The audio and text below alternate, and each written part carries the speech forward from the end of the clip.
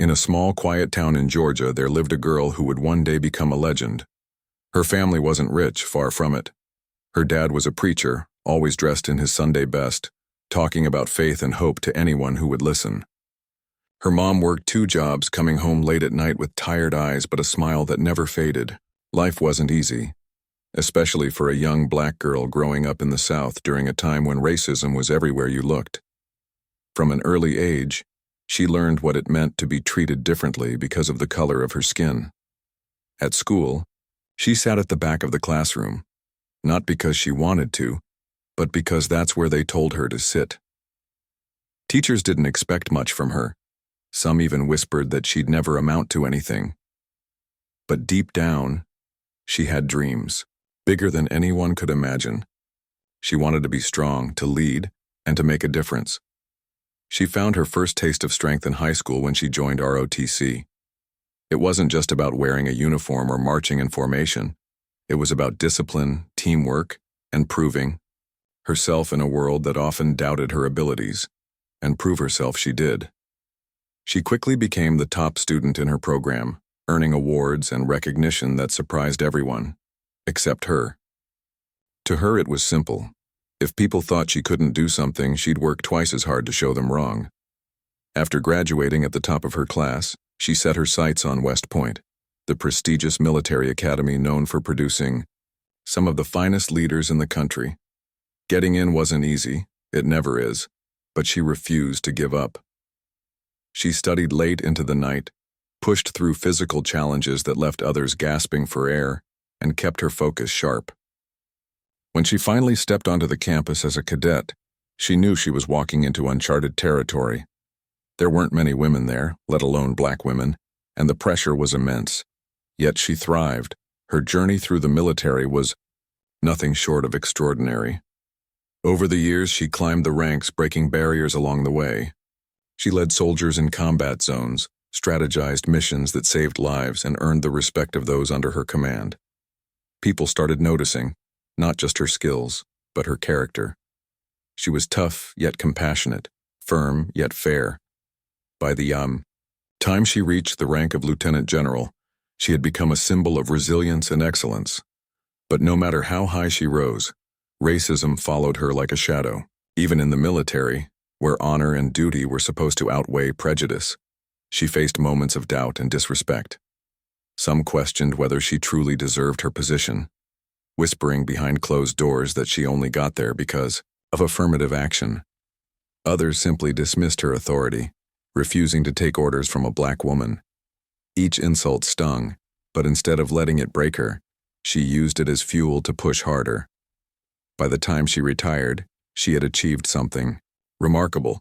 She was the first black female 3-star general in history. It was a title that carried weight, not just in the military but across the nation. Yet despite all her accomplishments, she remained grounded.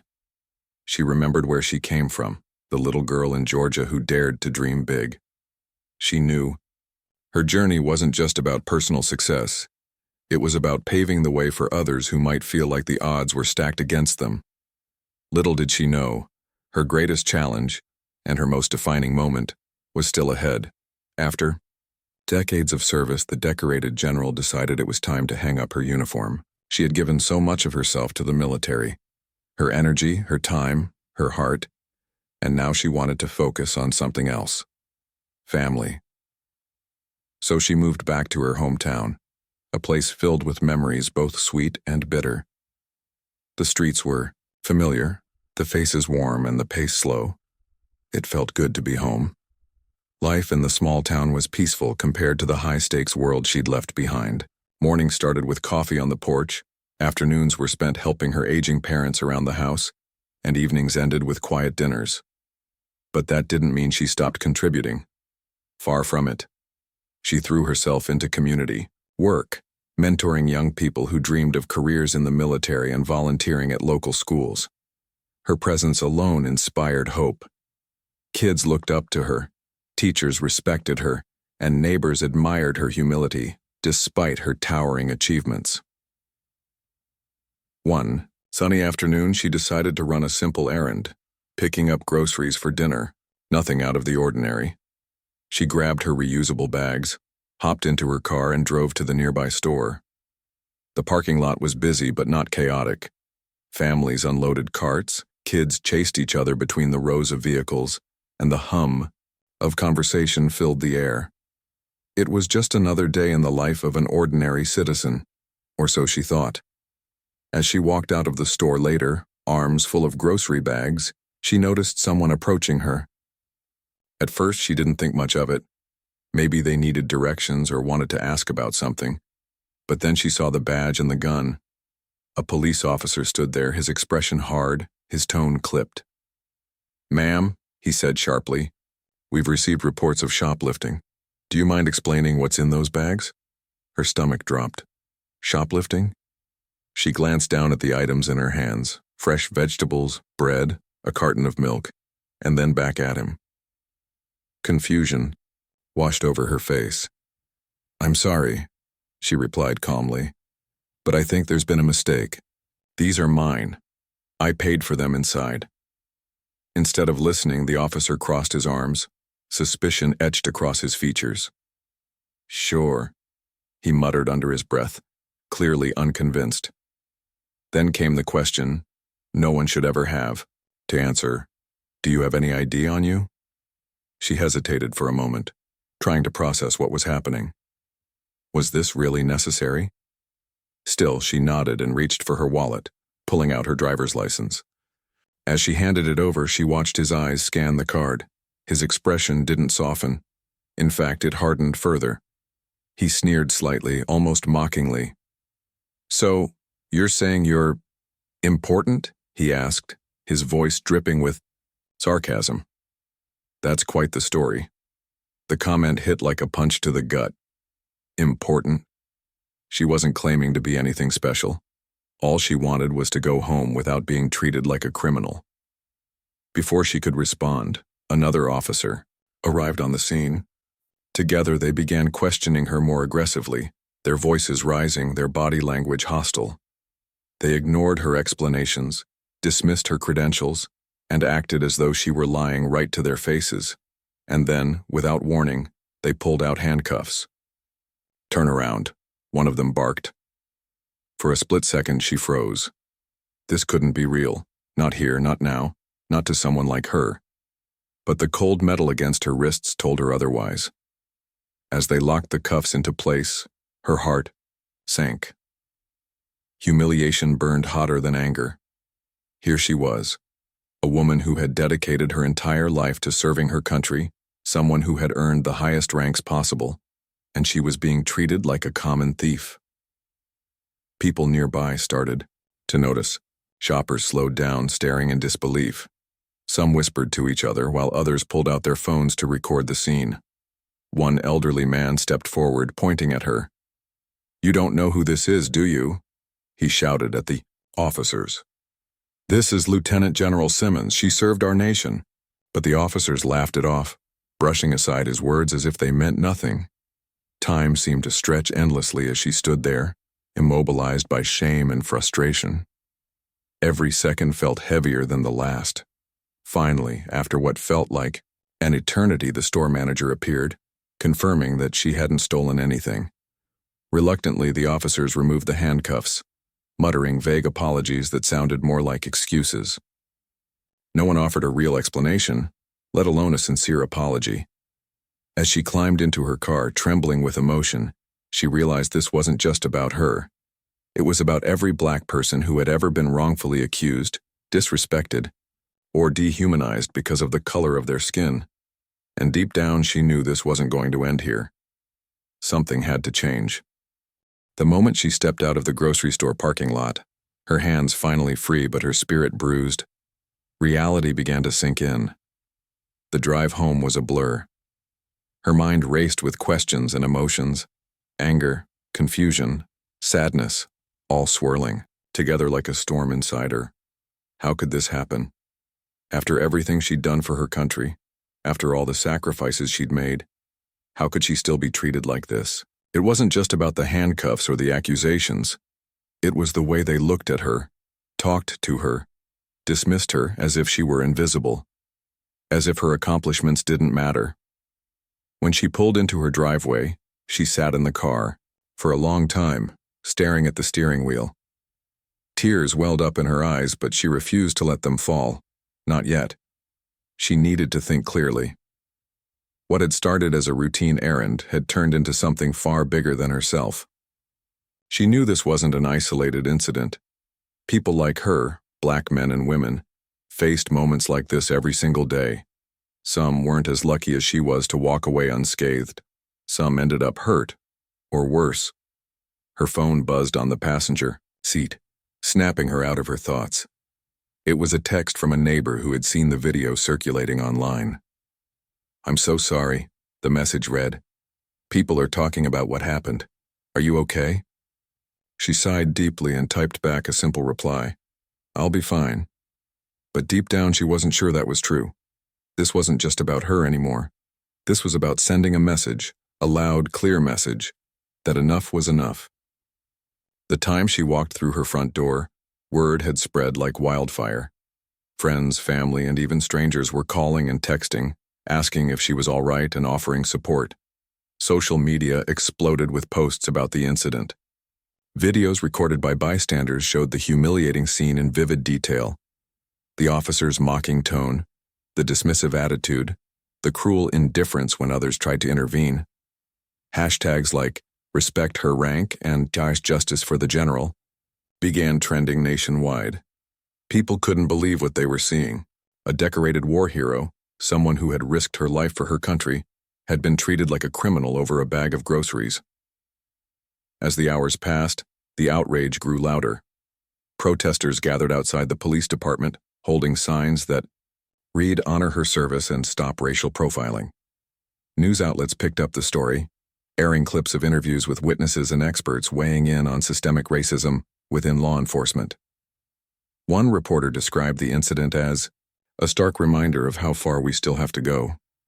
Another called it a disgraceful act against someone who deserves nothing but respect. But amidst the chaos, there was also fear. Fear of retaliation. Fear of being labeled too vocal or too angry. Fear of becoming a target for speaking out. These fears gnawed at her, but she pushed them aside. Silence wasn't an option. Not this time.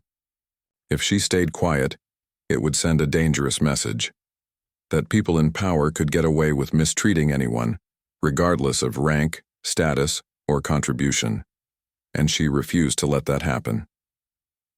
That evening, she sat alone in her living room, replaying the events in her head.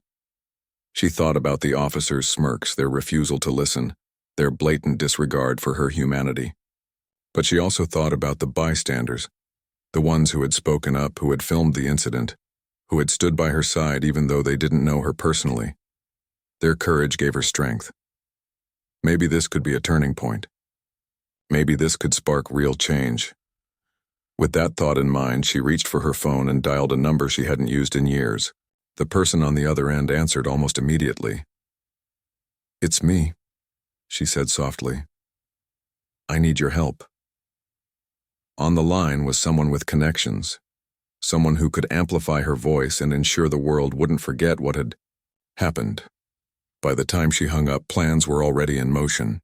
Tomorrow she would speak out. Tomorrow she would fight back. Sleep didn't come easily that night. Every time she closed her eyes, she saw flashes of the officers' faces, heard echoes of their mocking laughter. But mixed in with those painful memories were glimmers of hope. Hope that this moment could inspire others to stand up. Hope that justice might finally prevail. Hope that no one else would have to endure what she had gone through that day. And so, as dawn broke over the horizon, she rose from bed with a renewed sense of purpose. Today wasn't just another day. It was the beginning of something much bigger. The next morning she woke up with a heaviness in her chest, but also a fire in her belly. She knew what she had to do. This wasn't just about her anymore. It was about every person who had ever been treated unfairly because of the color of their skin. It was about making sure no one else had to feel the sting of humiliation she had felt the day before. Sitting at her kitchen table, sipping a cup of strong coffee, she began drafting a statement. Her words were careful but firm, filled with emotion but grounded in truth. By mid-morning, her message was ready. With the help of trusted friends and advisors, she released it to the public. In the statement, she didn't mince words. She described exactly what had happened, the accusations, the handcuffs, the mocking tone, and called out the officer's behavior for what it was, racism. But she didn't stop there. She used her platform to shine a light on the bigger issue, systemic racism within law enforcement. "This isn't just about me," she wrote. "It's about the countless others who face discrimination every single day. We need accountability. We need change." The response was immediate. Social media lit up with support. People from all walks of life, teachers, doctors, veterans, students, shared her post, adding their own stories of injustice. Civil rights organizations reached out, offering resources and legal assistance. Prominent activists praised her courage, calling her a symbol of resilience and hope. Even politicians weighed in, vowing to investigate the incident and push for reforms. But perhaps the most surprising reaction came from within the military itself. Top brass at the Pentagon were furious, not just because one of their own had been disrespected, but because the incident reflected poorly on the institution as a whole. The image of a decorated general being handcuffed like a common criminal was unacceptable. It sent a message that even those who served their country with honor weren't immune to prejudice. Within hours, high-ranking officials demanded answers. Who were these officers? Why had they acted so recklessly? And why hadn't anyone stopped them? As the pressure mounted, the police department scrambled to respond. At first, they tried to downplay the situation, claiming it was a misunderstanding or a routine investigation gone wrong. But the evidence told a different story. Body cam footage showed the officers' dismissive attitude, their refusal to listen, and their blatant disregard for protocol.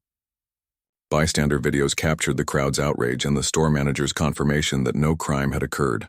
There was no denying it. This was a textbook case of racial profiling. Behind closed doors, internal investigations kicked into high gear. Records were pulled, complaints reviewed, patterns analyzed. What they found was alarming. Both officers involved had a history of misconduct, multiple reports of excessive force, racial slurs, and unprofessional behavior.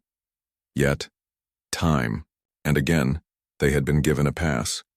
Their union reps argued that they were simply doing their jobs, but the public wasn't buying it.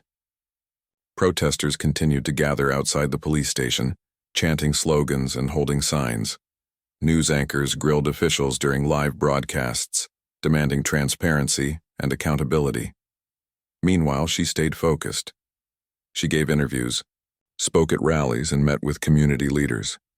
Every appearance was calm but powerful, her voice steady but charged with emotion. She didn't shout or scream. She didn't need to.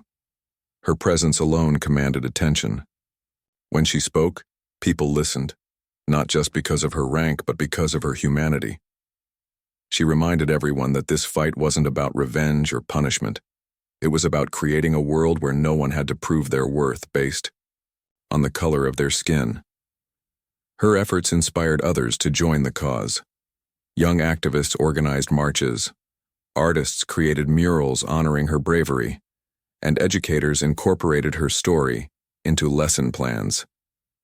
Even celebrities got involved, using their platforms to amplify her message.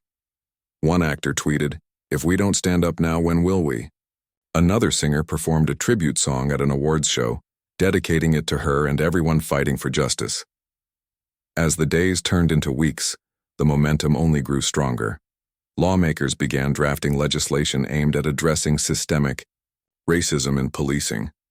Discussions around bias training, independent oversight boards, and stricter penalties for misconduct dominated headlines.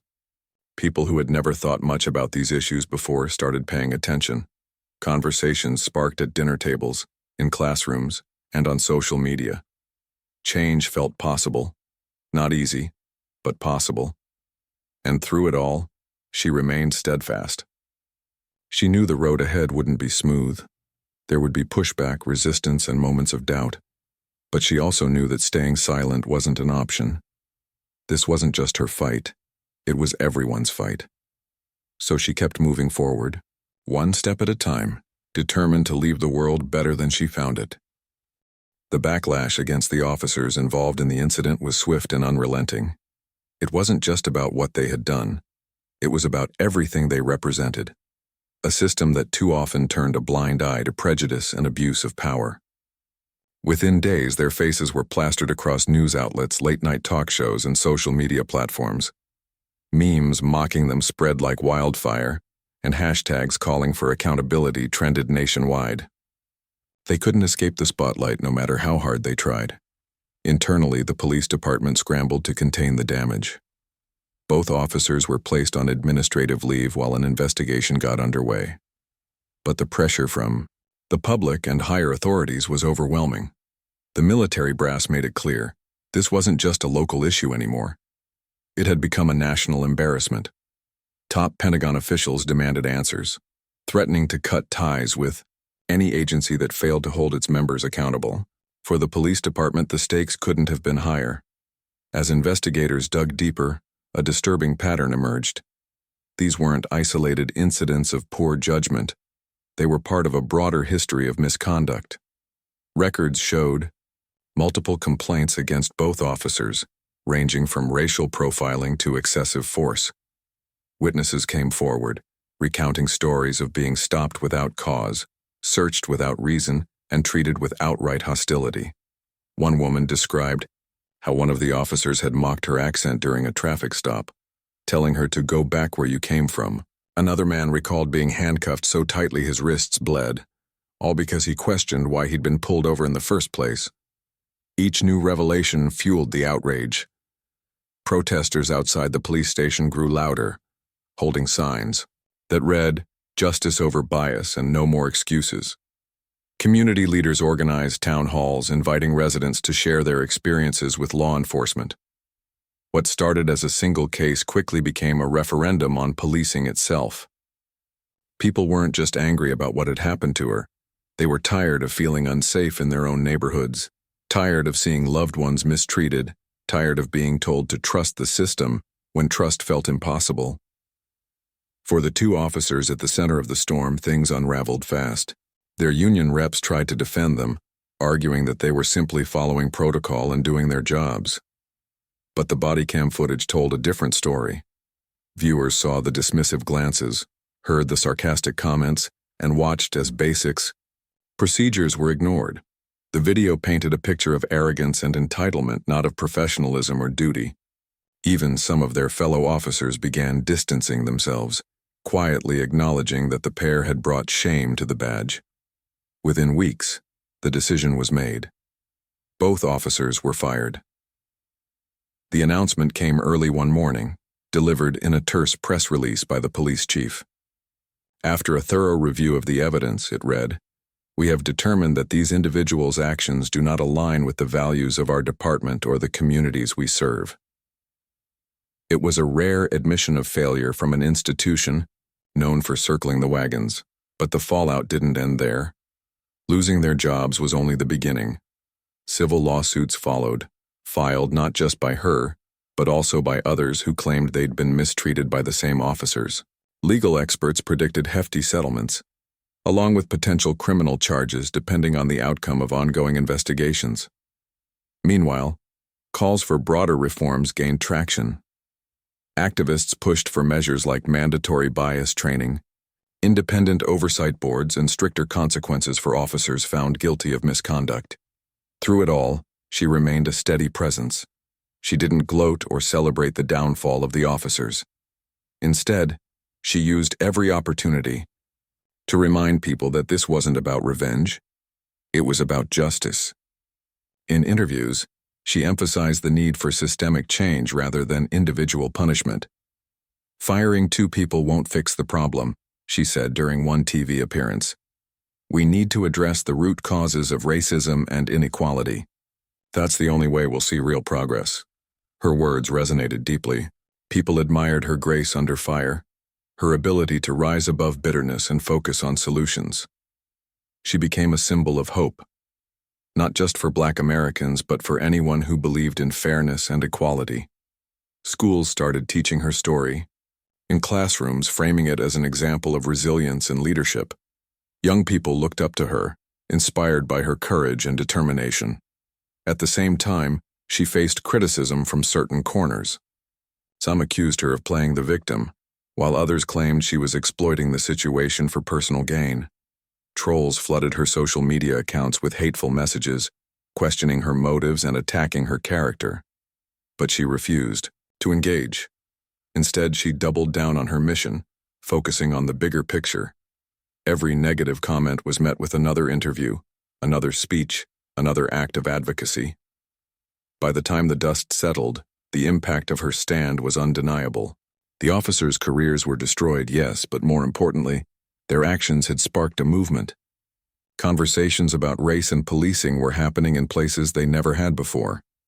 Families sat around dinner tables discussing privilege and bias. Friends debated policy changes over coffee.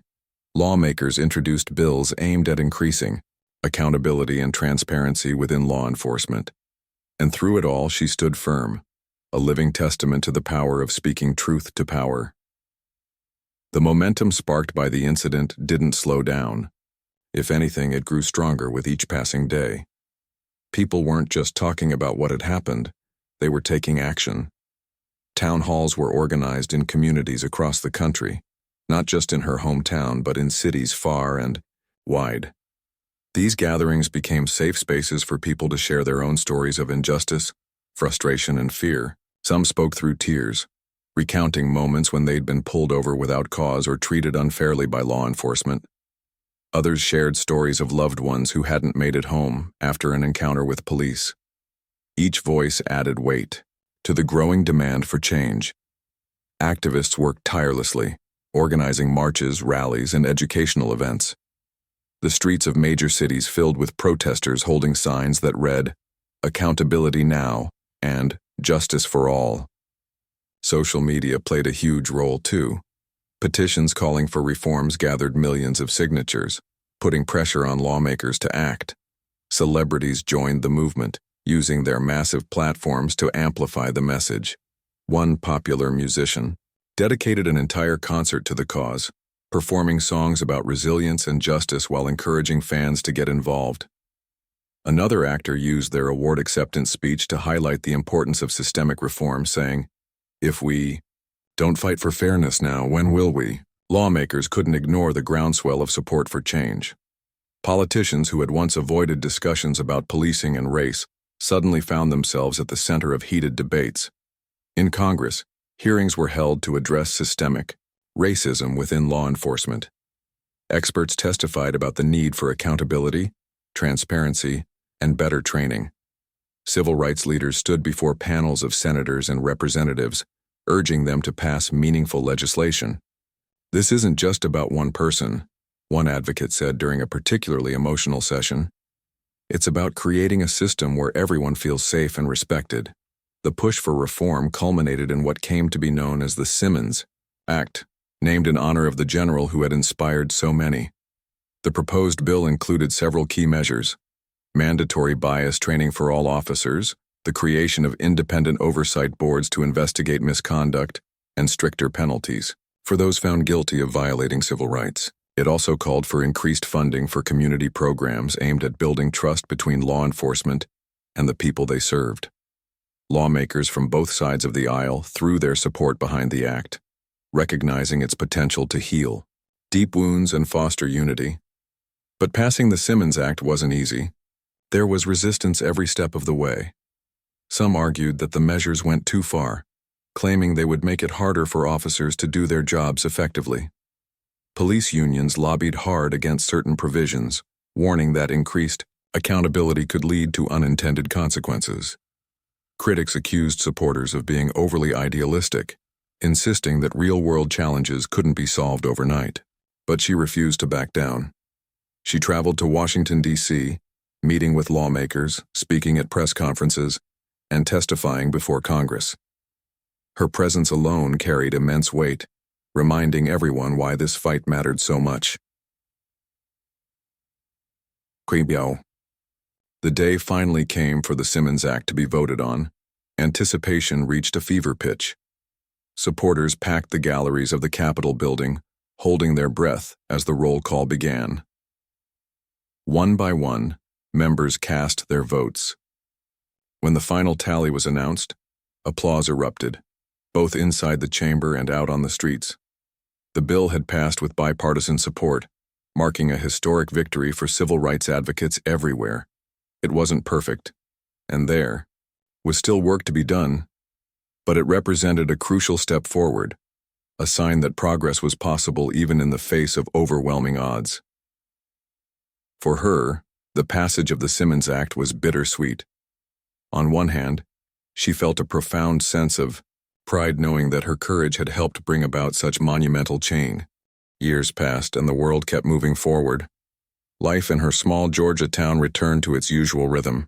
Kids playing in the streets, neighbors chatting over fences, the hum of daily routines filling the air.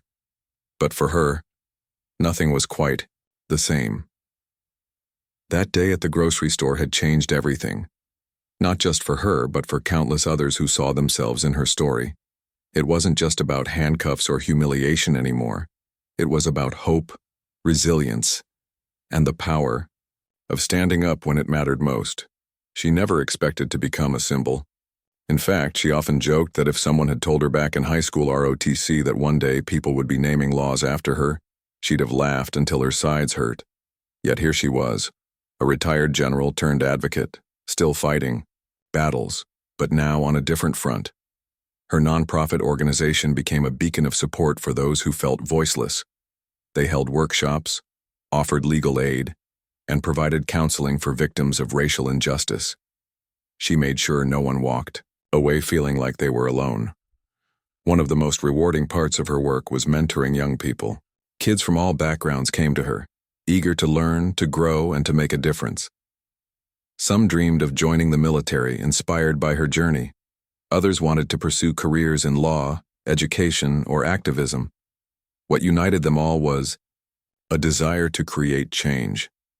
She listened to their stories, shared her wisdom, and reminded them that leadership wasn't about titles or uniforms. It was about serving others with integrity and heart. You don't need medals to be a hero, she'd say. Sometimes being brave is as simple as speaking your truth. Her impact rippled far beyond her hometown. Schools across the country began teaching her story as part of history lessons, framing her not just as a trailblazer in the military, but as a champion for justice. Textbooks highlighted how she turned a moment of personal pain into a catalyst for nationwide reform. Teachers used her example to teach students about perseverance, empathy, and the importance of using their voices for good. Parents told bedtime stories about her courage, hoping to plant seeds of determination in their children's hearts. Even Hollywood took notice. A major studio announced plans to adapt her life into a movie, with award-winning writers and directors attached to the project. At first, she hesitated. The idea of seeing her struggles played out on the big screen felt strange, almost invasive. But then she realized the potential it held to inspire even more people, to reach audiences she might never meet otherwise. So, she agreed, under one condition. The film had to stay true to her message. "It's not about me," she told the producers firmly. "It's about what we can achieve together." The Simmons Act, meanwhile, continued to shape the future of policing in America. Independent oversight boards sprang up in cities nationwide, holding officers accountable for misconduct. Bias training programs evolved, incorporating real-world scenarios to help officers understand the impact of their actions. Community outreach initiatives flourished, fostering trust between law enforcement and the neighborhoods they served.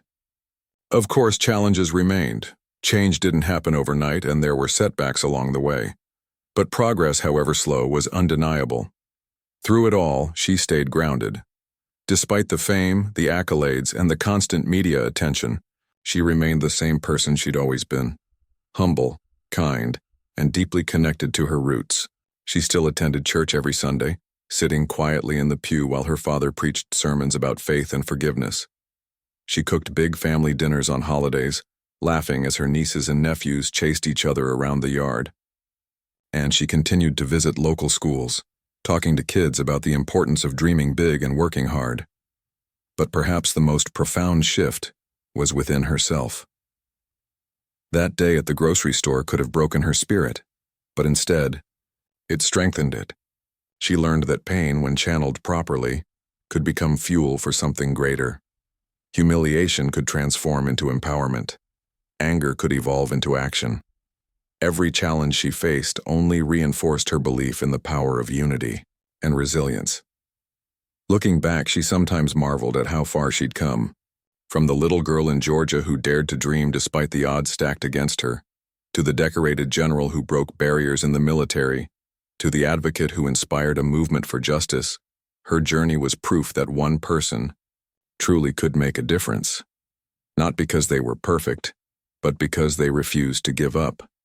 And so, as she stood on her porch one evening, watching the sun dip below the horizon, she felt a deep sense of peace. The road ahead was still long and there was much work left to do, but she knew this. The fight for equality wasn't hers alone anymore. It belonged to everyone, the protesters marching in the streets, the teachers educating the next generation, the lawmakers drafting policies, the parents raising compassionate children. Together, they were building a better world, one step, one story, one act of courage at a time. Years later, when she sat on her porch in the quiet warmth of a Georgia evening, she often found herself reflecting on how life had come full circle.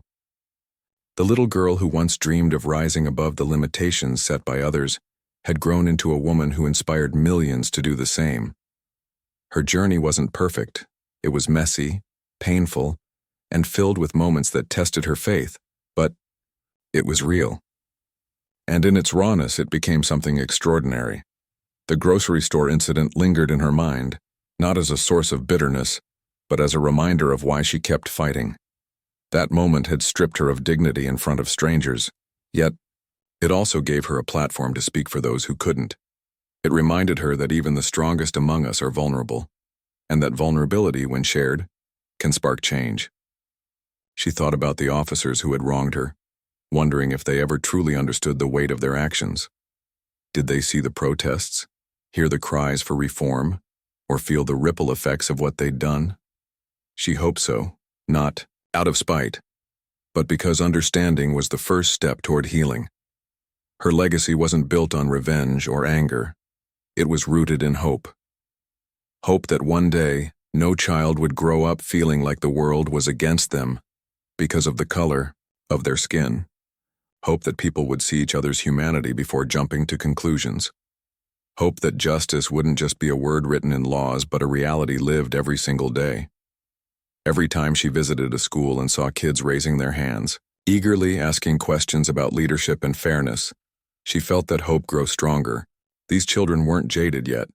They believed in possibilities and making things better, and she made it her mission to nurture that belief. One of her proudest moments came when a young woman walked up to her after a speaking engagement. She was in her early 20s, wearing a crisp ROTC uniform, her posture straight and proud. "I'm here because of you," the young woman said, her voice trembling with emotion. "When I heard your story, I realized I could dream bigger than my fears. You showed me that being black and female doesn't mean I have to shrink myself to fit someone else's expectations." Tears welled up in her eyes, and she pulled the young woman into a tight hug. Moments like these, the ones where she saw her impact reflected in someone else's courage, were what made every struggle worth it. As time went on, her nonprofit grew into a national force. It wasn't just about helping victims of injustice anymore. It was about empowering communities to take charge of their futures. They launched mentorship programs pairing teens with role models from diverse fields.